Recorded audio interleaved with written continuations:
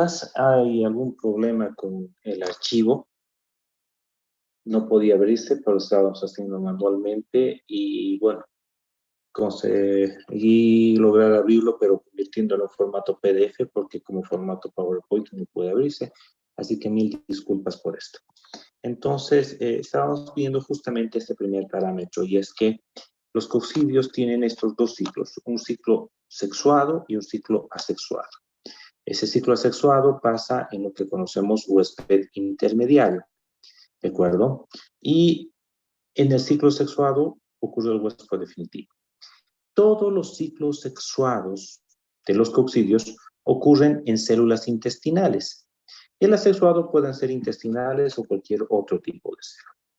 Entonces, ¿cuál es el proceso básico de este grupo de enfermedades? El ooquiste, que es producto del ciclo sexuado, cuando está dentro del huésped intermediario, libera los trofozoitos. Estos trofozoitos van a invadir células intestinales o cualquier otro tipo de célula, dependiendo del coccidio que sea. En el caso de los intestinales, una célula intestinal, y en su interior lo que va a pasar es que estos van a producir un ciclo asexuado por simple división, produciendo los llamados merozoitos. Estos van a tener un ciclo, es decir, van a volver a invadir las células intestinales y a reproducirse, a reproducirse, a reproducirse, ¿de acuerdo? Pero en algún momento estos coccidios van a terminar produciendo una forma diferente, un macrogametocito y un microgametocito. El macrogametocito, que fungiría como la parte femenina, y el microgametocito como si fuera un espermatozoide de la parte masculina, van a estar entonces en el huésped intermediario, incapaces de, dentro del huésped intermediario, seguir su ciclo. Así que deben pasar al huésped definitivo. En el huésped definitivo van a unirse formando un cigoto, ¿sí? Con lo cual completan su carga genética, es decir, el proceso de merozoitos a micro y macrogametocito es un proceso de meiosis. ¿Se acuerdan? ¿Sí? La mitosis es dividirse a la mitad y la meiosis es partirse dividiendo la mitad de sus genes. Así tenemos células haploides. El cigoto finalmente es diploide. Este es forma infectante para el huésped intermediario. Entonces, estos son algunos ejemplos de los coccidios, ¿de acuerdo? Y podemos ver, por ejemplo, que en el caso de la malaria, el ciclo sexuado ocurre en el intestino del mosquito anófeles, que es el vector de la enfermedad y es su huésped definitivo. Y cuando el mosquito pica a una persona y le pasa los trofozoitos, estos van a invadir las hematies, los glóbulos rojos de la persona, donde va a tener el ciclo asexuado, y el mosquito solo se infecta cuando consume el micro y macrogametocito de plasmodio. En el caso de toxoplasmosis, el ciclo sexuado ocurre en el intestino del gato, que es su huésped definitivo, y todos los demás mamíferos, herbívoros y demás que no son gatos se pueden infectar con los ooquistes que están en las heces de los gatos y desarrollan el ciclo asexuado en su interior. Obviamente, si piensan en un ratón, este va a ser almuerzo del gato y con eso se cierra el ciclo. Pero en el caso de los coccidios intestinales, como Cryptosporidium, Isospora y Cyclospora, el ciclo sexuado ocurre en las células intestinales humanas, nuestro intestino. Se eliminan las heces en forma de quistes, ¿de acuerdo? Y el ciclo asexuado también ocurre en las mismas células intestinales humanas. Es decir, el humano funge como huésped definitivo, pero también como huésped intermediario de esta enfermedad. Entonces vayamos ahora por los coccidios intestinales. Por una parte tenemos a Cryptosporidium. Cryptosporidium, que produce la criptosporidiasis, tiene dos agentes causales, ¿de acuerdo? Uno, Cryptosporidium hominis, llamado también Parvum tipo 1, y Cryptosporidium parvum parvum o Parvum tipo 2, que afecta tanto a humanos como a animales.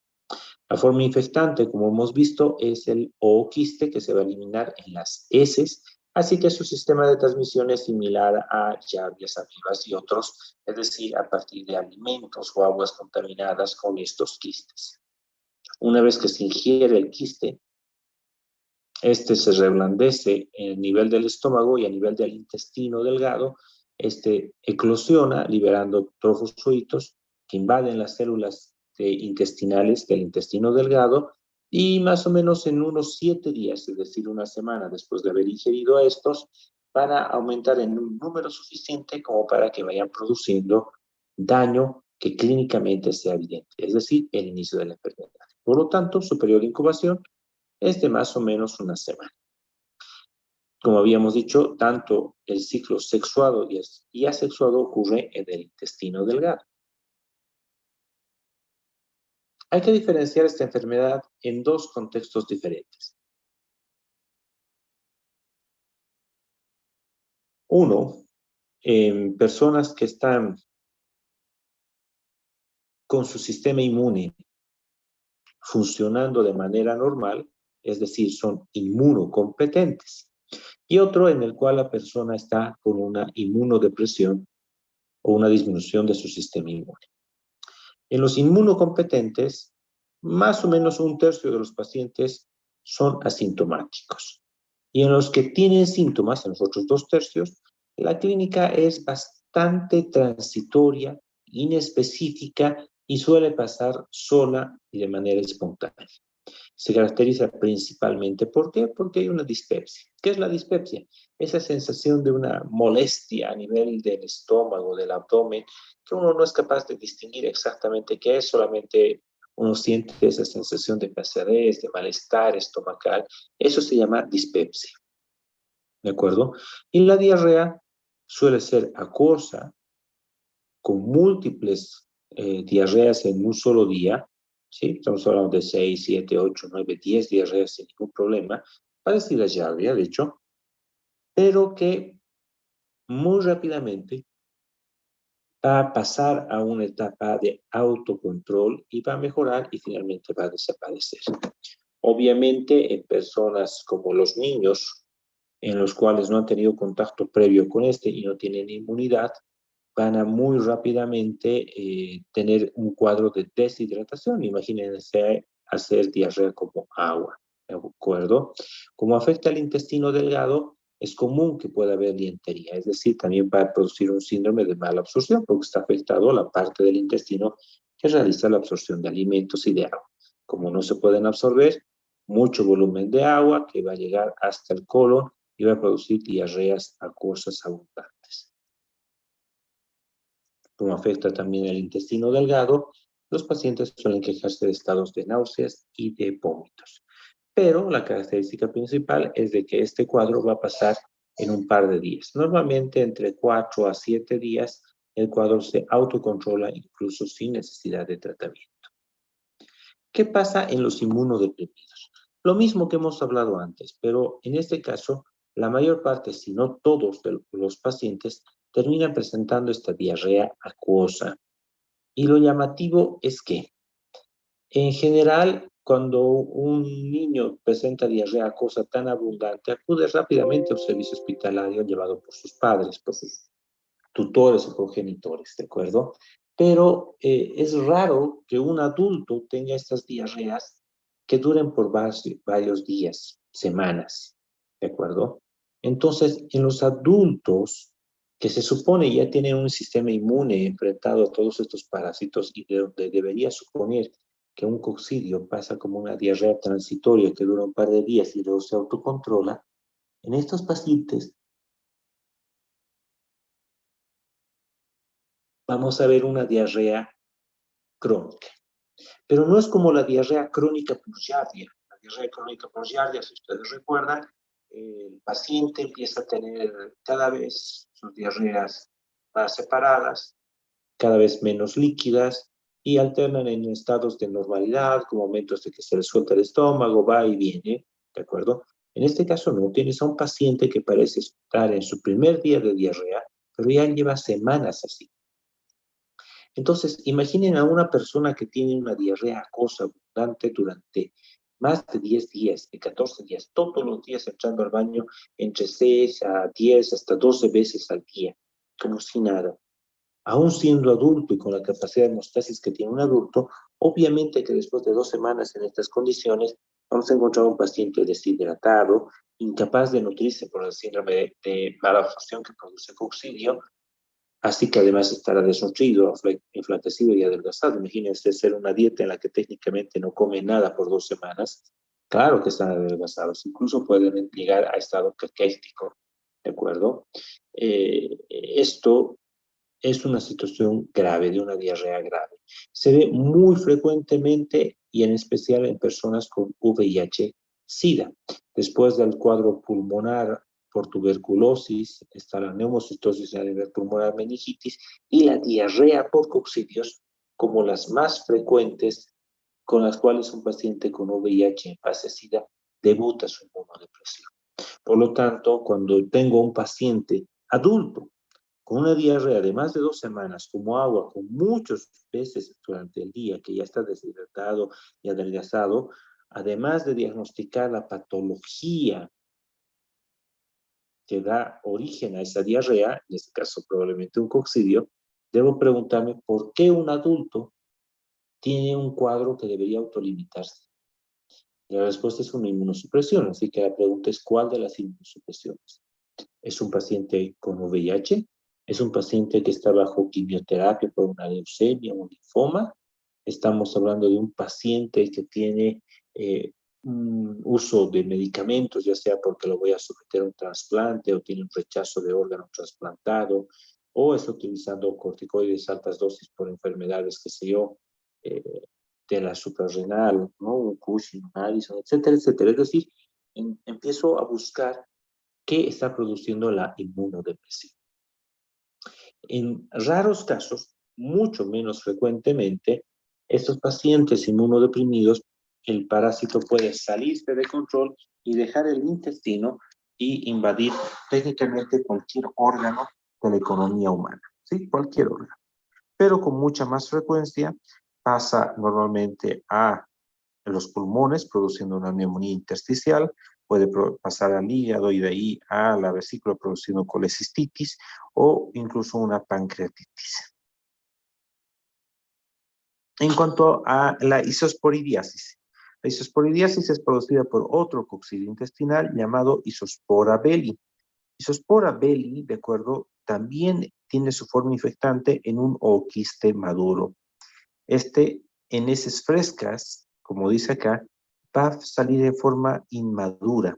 Es decir, que este ooquiste no es maduro de manera inmediata. No es de ciclo de transmisión, por lo tanto, ano, mano, boca. Cryptosporidium sí. Cryptosporidium, en las heces están los quistes, así que yo puedo infectarme muy fácilmente por el ciclo ano, mano, boca o por contaminación de aguas o alimentos.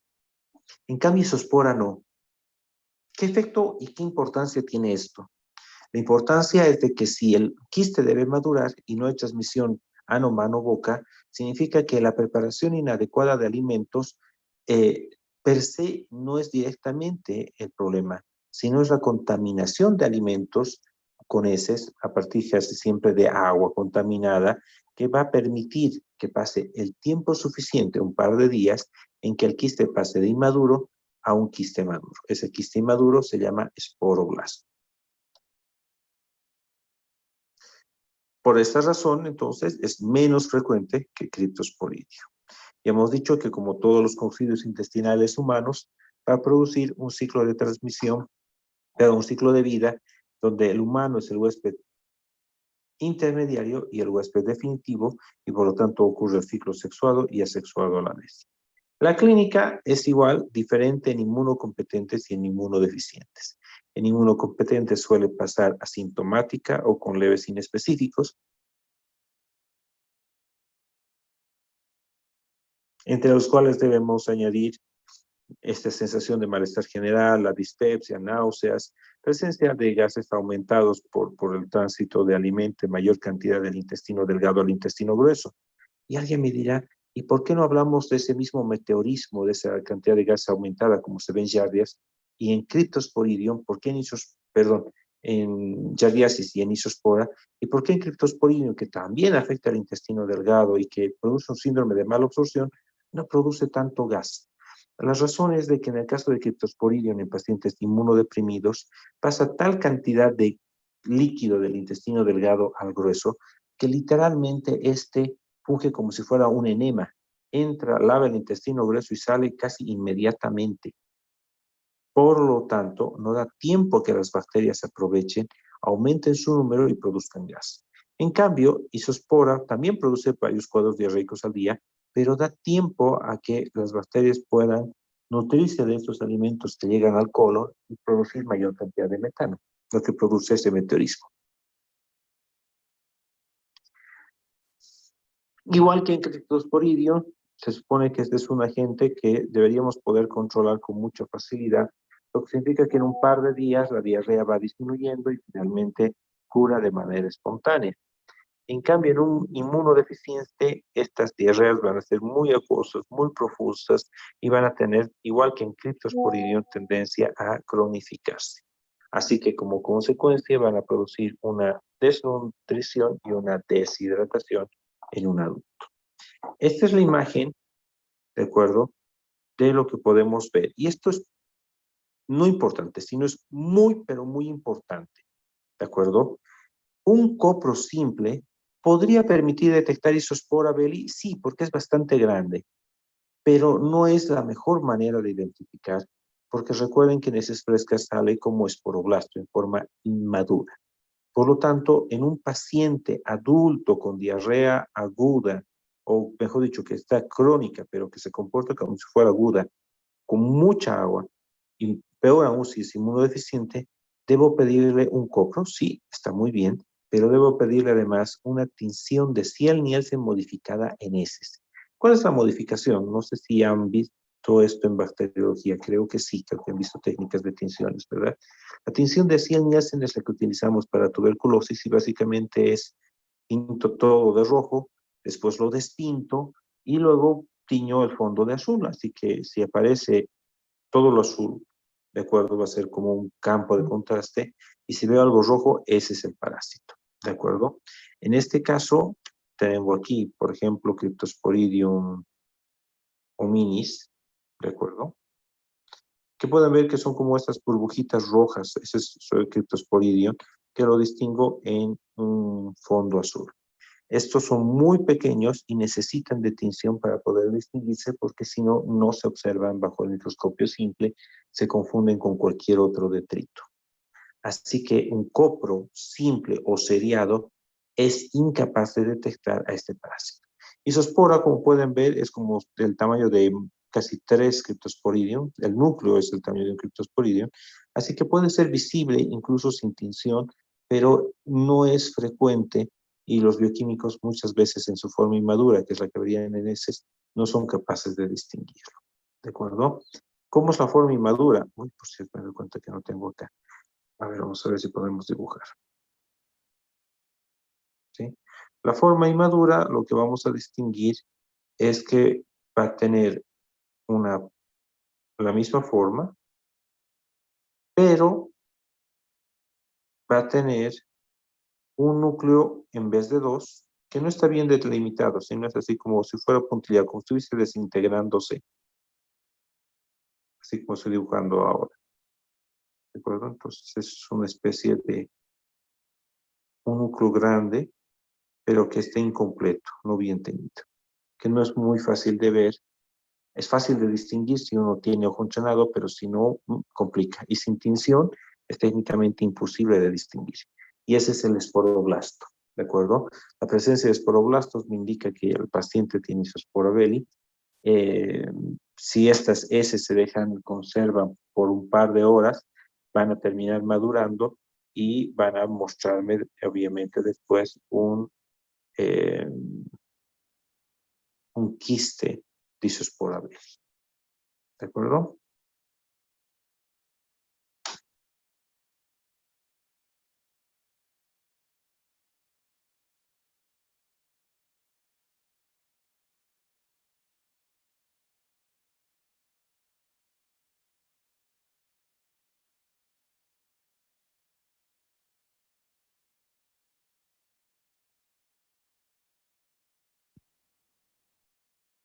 Finalmente, el tratamiento. El tratamiento va a ser dirigido y no es igual que para el resto de las cosas, exceptuando por uno que es la nitazoxanida, ¿no? El famoso Noxón, que va a afectar también a criptosporidia. También se puede utilizar la paramomicina, que no es muy fácil de encontrar, y en el caso de isospora, responde muy bien a las sulfas como el cotrimoxazol. Así que el tratamiento, como pueden ver, es distinto de uno del otro. Hay un tercer conflicto intestinal que es ciclospora, pero ciclospora es muy poco frecuente y suele ser mucho más leve, y su diagnóstico es casi casual, casi siempre suele acompañar otro parásito, y por eso no lo vemos. Quiero decirles que antes nosotros no le dábamos mucha importancia al tema de los toxicos, pero con el aumento de pacientes bajo tratamiento con corticoides, tratamientos inmunosupresores, eh, quimioterapias, radioterapias de leucemias, linfomas, tratamientos de personas con artritis reumatoidea que pueden utilizar metotrexato y otros inmunomoduladores, se ha hecho mucho más frecuente. Obviamente que en pacientes VIH, que cada vez es más común verlos en la consulta, esta es una de las principales causas de consulta. De hecho, como les decía, es la tercera causa de consulta como agente etiológico. Primero está Mycobacterium tuberculosis, neumocistis, y luego está criptosporidiasis. Por estas razones de que ahora hablamos un poquito más de lo cognitivo, es importante que ustedes distingan esto. El tratamiento es distinto, el diagnóstico es distinto. Recuerden que el copro no sirve, hay que hacer una detección de Ciel-Nielsen, ¿capiche? Y las medidas son diferentes entre criptosporidio y isospora. ¿Listo? ¿Alguna pregunta o comentario?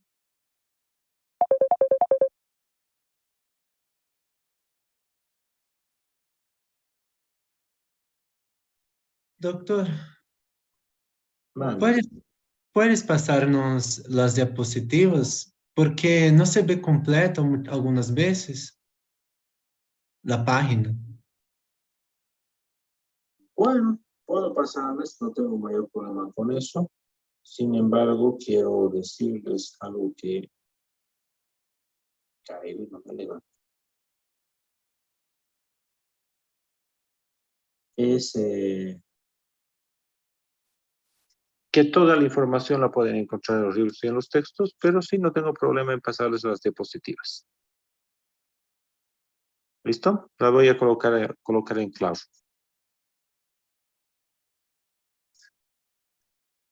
Gracias, doctor. Muy bien. Si no hay nada más, terminamos aquí la clase. Conmigo nos vemos el siguiente miércoles. Tengan un... Mande. Esos tratamientos contra parásitos, ¿sirven para matar los quistes? Es bastante simple. Si tú matas al trogozoito, ya no hay más quistes.